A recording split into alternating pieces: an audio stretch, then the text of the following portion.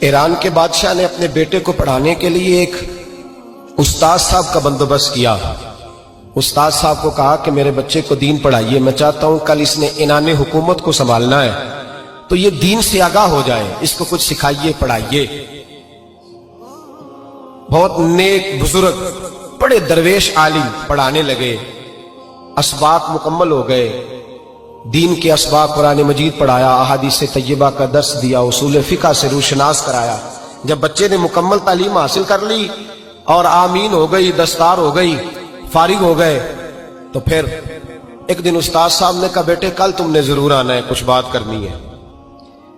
شہزادہ گیا ملنے استاد صاحب سے، استاد صاحب نے کنڈی لگا لی، ہاتھ میں درہ پکڑ لیا، مار مار کے پورے وجود کو زخمی کر دیا، کوئی غلطی نہیں، کوئی بات نہیں، مارا۔ اب بچہ آیا آ کے بادشاہ سلامت سے کہا کہ ابا جی سمجھ نہیں آئی، بڑا مارا ہے استاد۔ تو سیانے تھے نا بادشاہ، یہاں تو قاری صاحب روز کٹہرے میں کھڑے ہوتے ہیں، مولوی صاحب آپ نے میرے بچے کو کیوں مارا ہے؟ آپ 8,000 کے مولوی ہیں، میرا کئی کروڑ کا بچہ ہے، سویرے بدل لیں گے، خبردار آپ نے بچے کو ہاتھ لگایا، اپنی حیثیت میں رہے معاذ اللہ۔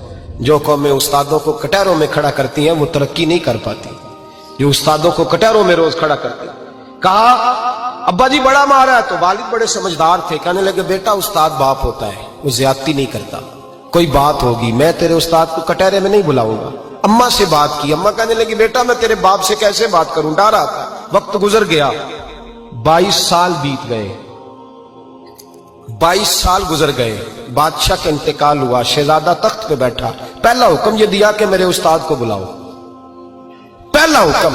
استاد جی بوڑھے ہو گئے تھے، چھڑی کے اوپر ٹیک لگا کے آئے اور بھویں سفید ہو کے جھک گئی تھیں، یوں آنکھ کھول کے بڑی مشکل سے دیکھا، کہنے لگے شہزادے حکم ہو۔ کب میں شہزادہ نہیں، اب میں بادشاہ بن گیا ہوں۔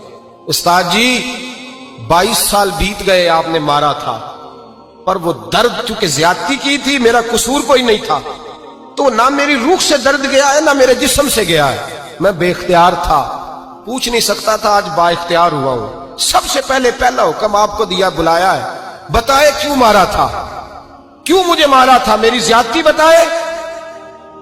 تو استاد، بوڑھے استاد کی آنکھیں آنسوں سے بھر گئیں، کہنے لگے بیٹے بس آج کے دن کے لیے مارا تھا، یہ جو دن آ گیا نا میری زندگی میں اس لیے مارا تھا، یہ میں چاہتا تھا میری زندگی میں وقت ہے، آج کے بس میری مراد پوری ہو گئی۔ کہا صاحب کس لیے، مجھے بھی سمجھائے۔ آپ فرمانے لگے کتنی دیر ہو گئی تجھے مار کھائے ہوئے، کتنا زمانہ بیت گیا؟ کہنے لگا 22 سال۔ فرمایا زخم بھولے تو نہیں، درد ختم تو نہیں ہوئی، تمہیں بات ایک منٹ کے لیے بھی تمہارے حافظے سے محو تو نہیں ہوئی؟ کہا استاد جی روز رات کو یاد آتی، روز خیال آتا تھا۔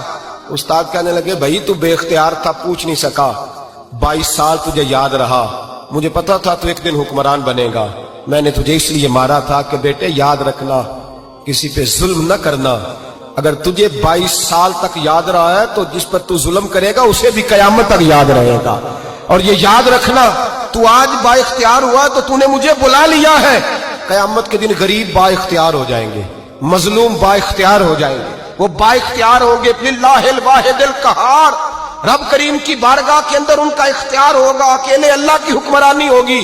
پھر وہ بلائیں گے بڑے بڑے کج کلا، دنیا میں جن کی پگڑیاں اونچی تھیں وہ سر جھکائے کھڑے ہوں گے، دنیا میں جو ڈکٹیٹر بنتے تھے ان کی پشتیں لال ہوں گی، ان کو غدار لکھا جائے گا، قیامت تک نہیں بھولے گا۔ ظلم کرنا تو سوچ سمجھ کے کرنا، اتنا کرنا جتنا تم سہ سکتے ہو، اتنی زیادتی کرنا جتنی قیامت میں تم برداشت کر سکتے ہو۔ میرے نبی کریم صلی اللہ علیہ وسلم نے فرمایا ظلم سے بچو، یہ قیامت کے اندھیروں میں سے ایک اندھیرا ہوگا، زندگی میں زیادتی نہ کریں، اگر تھوڑی دیر کے لیے کوئی چیز برداشت کر جائیں گے تو وہ فائدہ دے جائے گی، کچھ دیر کے لیے اگر سہ جائیں گے تو نفع مل جائے گا، سہنے کی کوشش کریں۔